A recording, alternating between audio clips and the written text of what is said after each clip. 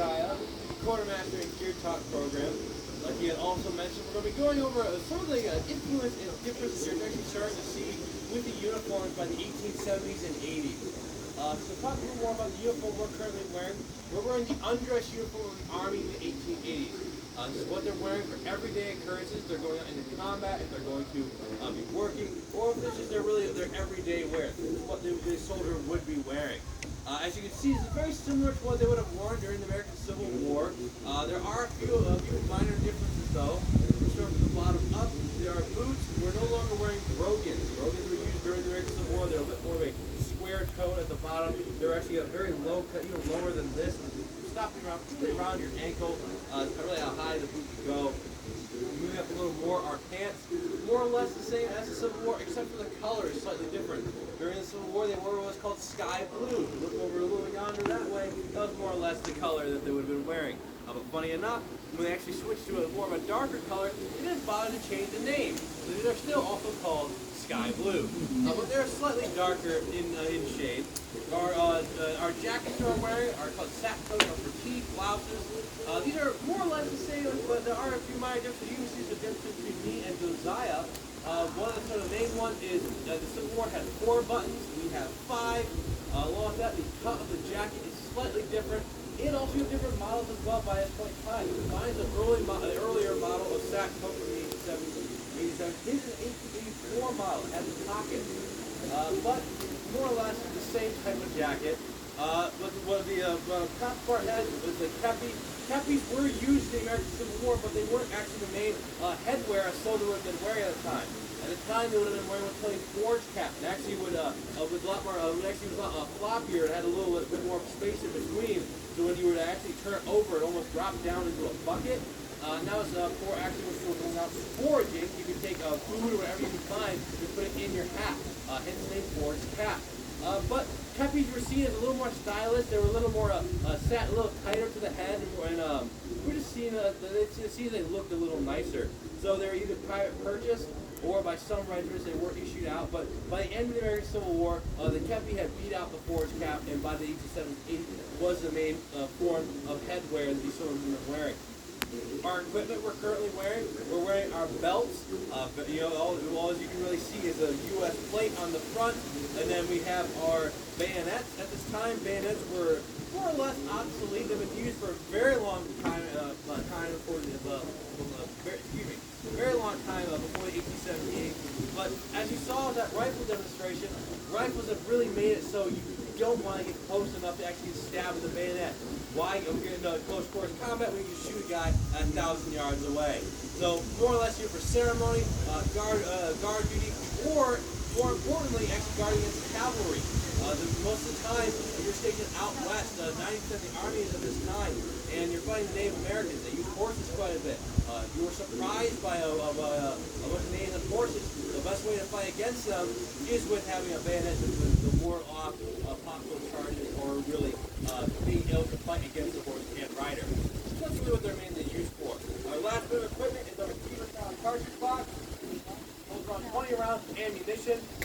Really not enough to actually go on a campaign with, but definitely enough if you're going to be on guard duty. Or if you were just doing a ceremony, more or less, you need a number of blank cartridges. This worked perfectly fine. But we are dressed as soldiers in garrison. That's really all the equipment we're going to ever need. If we were ever going on a march, we would have to carry all of our equipment with us. You're not throwing anything on your in a wagon that's being pulled behind you. But you're carrying everything with you. So we're going to turn Josiah into a soldier that's next on campaign. Specifically, a soldier that's on campaign east of the Mississippi. We'll talk about soldiers that are west of the Mississippi. So Josiah, you can go and take off your belt real quick. So if he's a soldier that's on campaign, one of the first things he's going to need is water, this canteen. This is, like I mentioned before, 90% of the Army is stationed west of the Mississippi. Even the soldiers that aren't stationed in the west of the Mississippi need water. And the canteen is very similar to what they had during the Civil War. Minor differences, the actual metal part under this canteen material called gut cloth is the same metal. It's the same canteen they would have used. The actual cloth itself is different. They would have had a cheaper the type of cloth during the Civil War, but that fell apart quite easily. So they switched over to this duck cloth. actually really nice because when you fill up your canteen, when you fill it up either a well or a stream, you actually dip the whole canteen in the water, soaking the whole outside of it. So it actually keeps the water inside warm. When the outside is drying off, it will extract all the heat from the inside, leaving you with a relatively cool drink of water. And again, this is real nice. And again, when you're out in the desert or the Great Plains, or just even if you're in the at this time during Reconstruction in the South, having a nice cool drink of water is very welcome. He's going to go ahead and put this canteen on first. Generally, you actually put your canteen on last. Reason being, you always want to get to your water. But in since when we put all this equipment, it was strapped down under everything, he's still able to get to his canteen thanks to this quick to catch. We'll demonstrate a little more about that once we get more equipment onto him. So now he has his canteen. Next thing he's going to need is his haversack. Haversack. This is where all his food will be stored. Things like salted pork, beans, hardtack, rice. Before we start talking a little more about that, we're going to talk about the outside of the haversack. We have a few insignia that are very similar to what we have on our kepis. You have U.S., denoted as United States Soldier, 23 indicating the regiment. Cross rifles indicates that he was indicates he was actually in the infantry. If he was in the artillery, he had 2 cross cannons. If he was in the cavalry, he had 2 cross sabers. And then the E, this letter on top of the cross reference of 23, indicates what company he is within the 23rd Infantry Regiment. Generally at this time, companies are comprised of regiments are comprised of 10 companies, ranging from A all the way to K, skipping J because it looks like an I. So he is the 23rd Infantry Regiment Company E, and even more so, Soldier Company. It's actually a very early adopter when later becomes a dog tag. Just a way to identify a soldier. Less so if you were small in combat, but more so if he had to drop everything and go into combat, and after he was done, he would know what bag is his, not having to sort through the whole pile trying to figure out which one is his. So an early system of soldier identification was the 8th soldier in company in the 23rd Infantry Regiment, the United States Soldier. He's going to go ahead and put this haversack on. Like I mentioned before, it's going to be holding all his food. Like I said before, beans, rice, hardtack, and pulled pork. We've all had rice. It's very plain by itself. We've all had beans, but don't think of Bush's baked beans. Think of a bean that's freshly picked from the bean stalk and then stowed for months at a time and then issued out to a soldier with no seasoning, no flavoring, nothing added to it whatsoever. It's disgusting. It's gross. I hate it. I will never have it again. Other things they would have eaten would have been things like salted pork. Salted pork is exactly as it sounds. Heavily salted cut of pork is meant to last as long as it possibly can. All this food is meant to last a while. It's not eating fresh food, unlike in garrison. In garrison, you have things like a commissary, which is like a dry goods store on the top part, and an ice house down below. They're getting their food from the Coast Guard down below where Marquette Market is today, or from the pasture that's out where the Grand Hotel, the golf course is today. So fresh food. On campaign, they can't have fresh food. So salted pork is very essential for these soldiers. But just because it's essential doesn't mean it tastes very good. Salted pork is so salty that when these soldiers actually want to start cooking their food, they actually have to take a knife, scrape off all the salt on the outside first, then either boil it for hours at a time to extract as much salt out as humanly possible. Then they would eat it, or they would soak this pork in water for again hours at a time, and then they would fry it. And it actually tastes like salty bacon. You have to burn through the bowl, but you don't want to eat it for your whole 5 years listening. And the tools that are used to actually fry that salted pork would be something like this. This would be a mess tin. Mess tin is a really simple tool. It unfolds out into a pan and a plate. Very nice, very compact.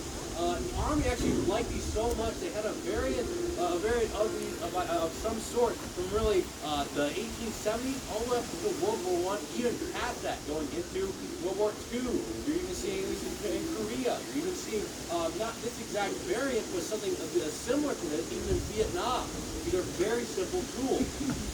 So the Army really liked them. It's very simple. You have a plate, your pan, you want to share with your friend, and it just folds up nice and easily. This one's actually from World War I, but it's the exact same model that they had in the 1870s.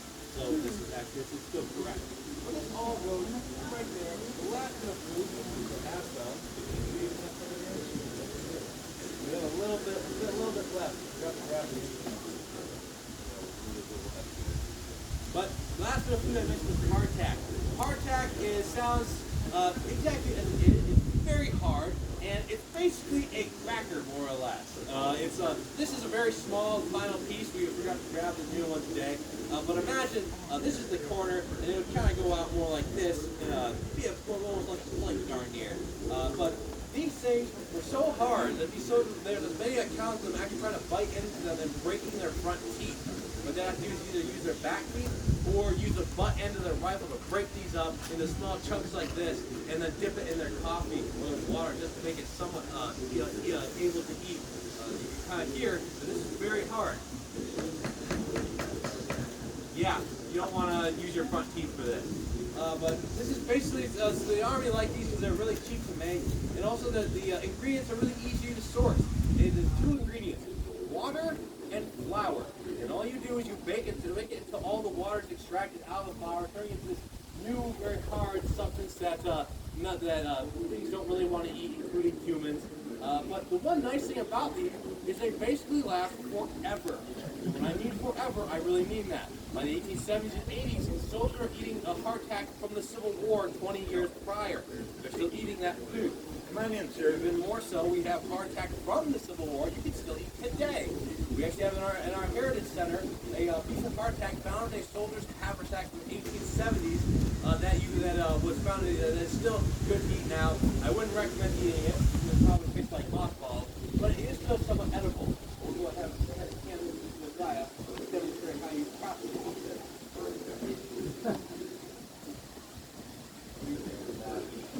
It's hardtack.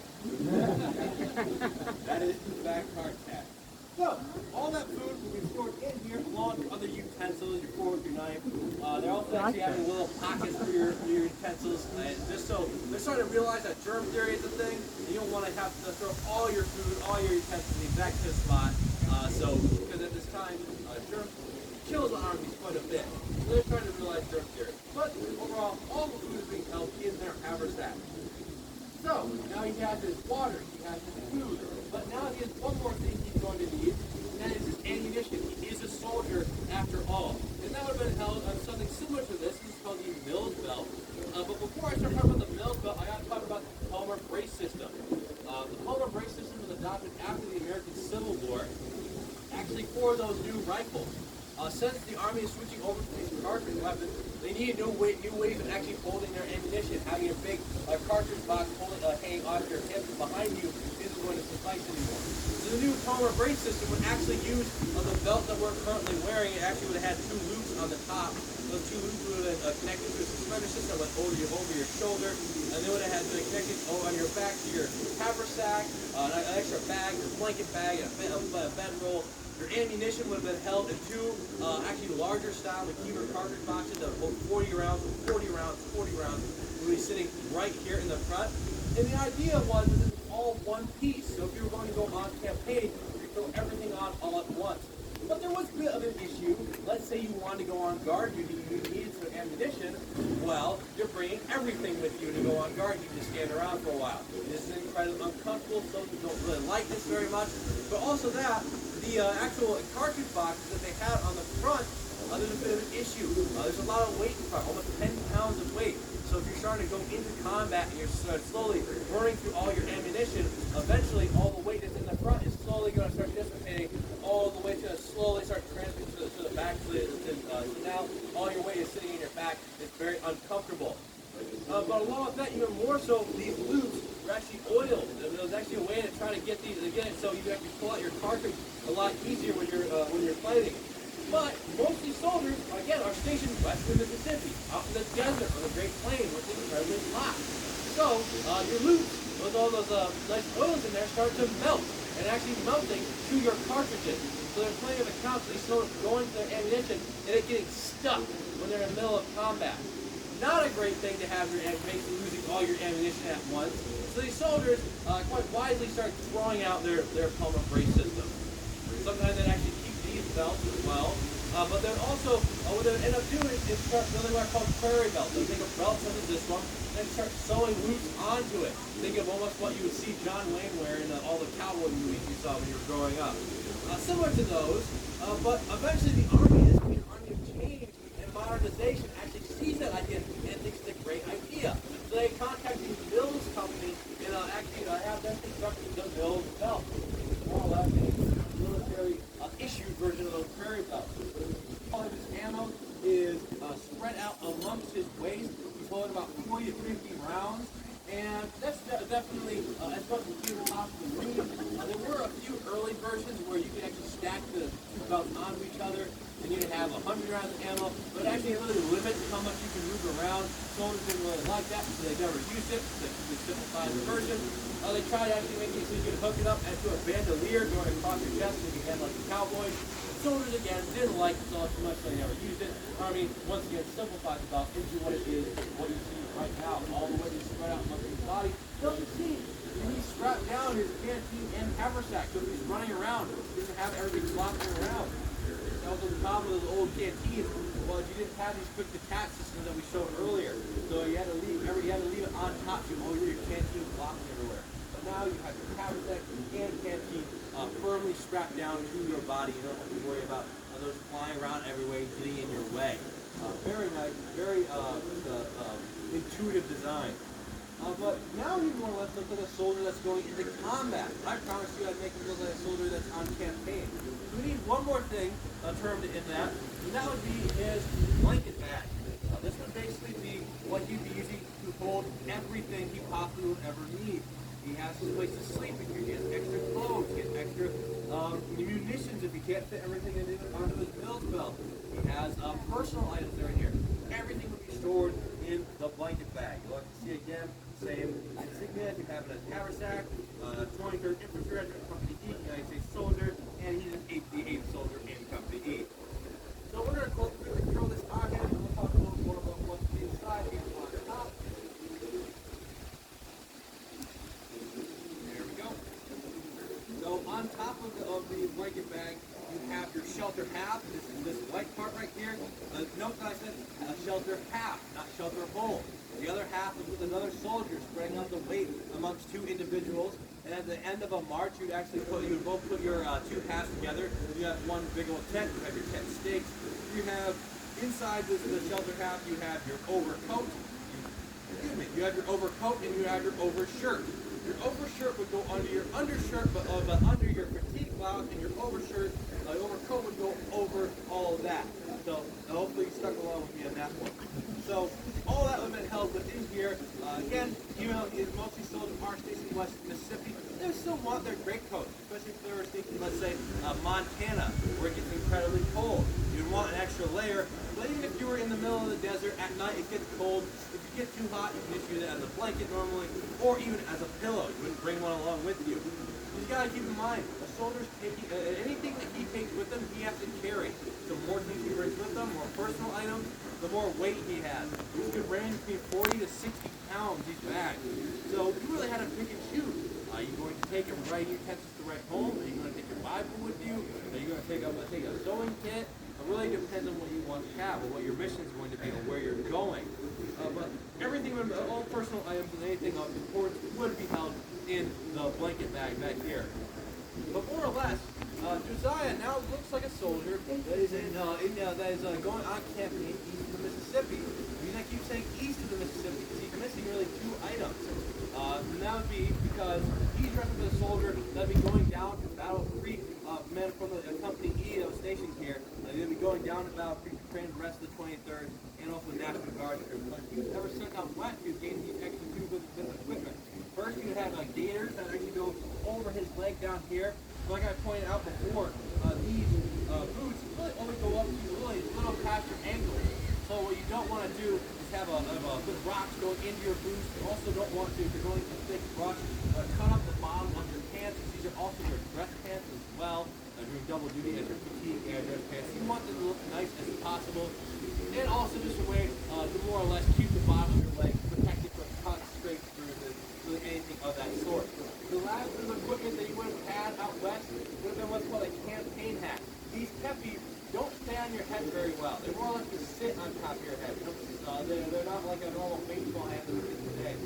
So if you start going into combat and running around, they're going to fly off. But also, more importantly, when you're out in the sun, like we are right now, these aren't covering our faces all too well, and they're not covering our ears. You actually send a lot of heat from your ears. So So if those are covered up, you feel a little more comfortable. So they would use what's called a campaign hat. They take these, strap in the back. The campaign hat was a wide brim hat. Think of what a modern day drill sergeant from the Army and drill sergeant in the Marine Corps wear. Those are the modern version of campaign hats.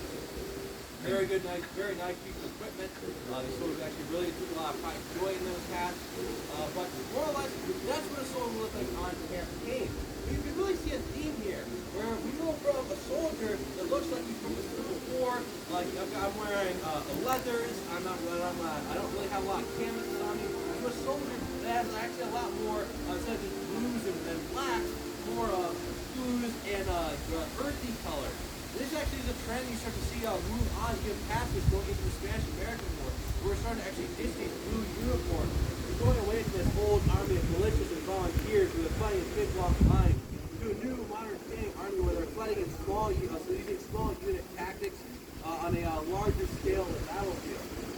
But you really see a lot of these changes start in the 1870s and 80s, really moving on to what we see in the modern military is today. But more or less, folks, that is the end of this presentation. If you have any questions, we're more than happy to answer them. This is a poking and prodding exhibit. If you'd like to see anything that Josiah currently has on, if you have any specific questions, more than happy to answer them. Don't worry, he won't bite, probably. But anyways, folks, thank you for listening. We appreciate it. Our next demonstration will be at 3 o'clock campfire. We'll be up to the lecture at the Underground Black.